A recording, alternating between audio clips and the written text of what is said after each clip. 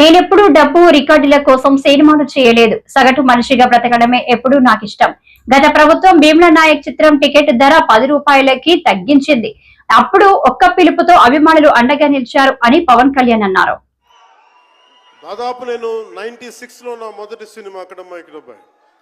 ఇది 2025 అంటే almost 29 to 30 years, అంటే దాదాపు 29-30 సంవత్సరాలు నేను చిత్ర పరిశ్రమకు వచ్చి.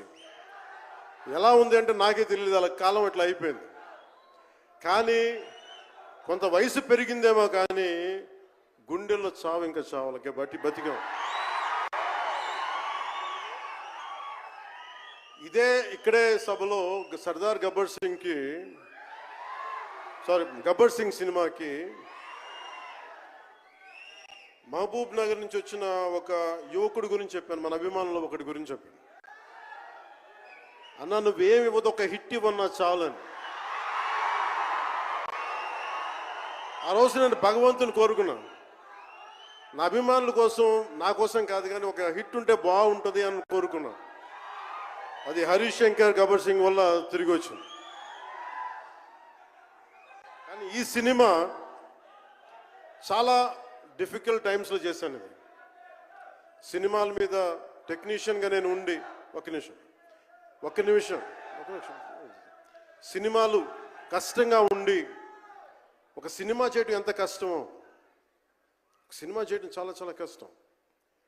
నేను మీతో పంచుకోదలుచుకున్నాను ఈ రోజున. మీకు సంబంధించి నేను మొదటి సినిమా నుంచి ఇప్పుడు దాకా జానీ సినిమా నేను చేసినప్పుడు అది ఫెయిల్ అయితే, ఆ సినిమా ఫ్లాప్ అయితే ఎలా ఉంది అంటే ఆ రోజు నా పరిస్థితి, వరుసగా హిట్లు కొట్టి కూడా ఒక్క సినిమా ఫ్లాప్ అయితే అందరూ మీరు వదలలేదు. నేను మీ గురించి ఎప్పుడు మాట్లాడు అంటే ధనం మూలం మిదం జగత్ అంటాం. అంటే అన్ని బంధాలు, కార్ల్ మార్క్స్ చెప్పిన అన్ని బంధాలు ఆర్థిక బంధాలని సినిమా పరిశ్రమలో మరింత బలంగా తెలుస్తాయి. నా రెమ్యునరేషన్ ఇచ్చేసాను అని నా దగ్గర అంతమించి డబ్బులు లేవు. కానీ ఆ రోజు నుంచి ఈ రోజు దాకా ఒకటైతే మార్పు జరిగింది. నేను చిత్ర పరిశ్రమ హిట్స్ ఫ్లాప్స్ ఇవన్నీ వదిలేసి నేను ఒకటే నమ్మాను, నా అభిమానులు నాకున్నారు, నన్ను ప్రేమించే వాళ్ళు ఉన్నారు. డబ్బుకి ఎప్పుడు నేను ప్రాధాన్యత ఇవ్వను. నేను ఇచ్చింది బంధాలకు ప్రాముఖ్యత ఇచ్చాను. మనిషి నుంచి మనిషి బంధం. నా గుండె నుంచి మీ గుండెకి 2 గుండెల దూరం అంతే. నేను ఏమి కోరుకోలే, చాలా కష్టాల్లో ఈ సినిమా చేశాను.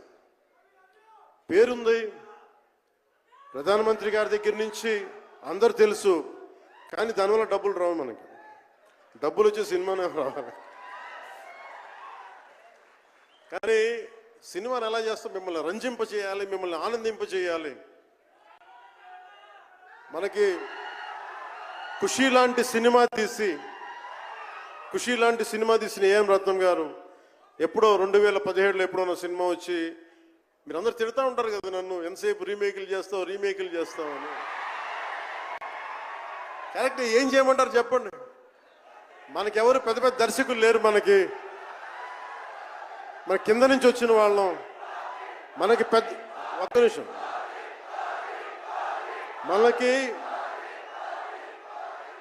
మన సినిమాలని చెప్తున్నా, ఓజీ సంతోషం, ఇది వీరా మీకు ఈ సినిమా గురించి చెప్తాను మీకు. అంటే మనకి దర్శకులు ఎవరు లేరు. నన్ను అందరూ కూడా ఈ రీమేక్ చేస్తే వీడితో పని అయిపోతే డబ్బులు వస్తాయి, వీడికి రీమేక్ చేస్తే డబ్బులు వస్తాయి. మధ్యలో నేను చేసిన పాపం వల్ల ఒక ఫ్లాప్ తీసాను అంతే. ఆ ఫ్లాప్ తర్వాత నా గ్రిప్ రాలే మళ్ళీ ఫిల్మ్ ఇండస్ట్రీలో. మళ్ళీ నాకు నిలబడింది ఒక త్రివిక్రమ్ శ్రీనివాస్ నిలబడ్డాడు నా కోసం. ఆయన ఎవరో కూడా తెలియదు నాకు.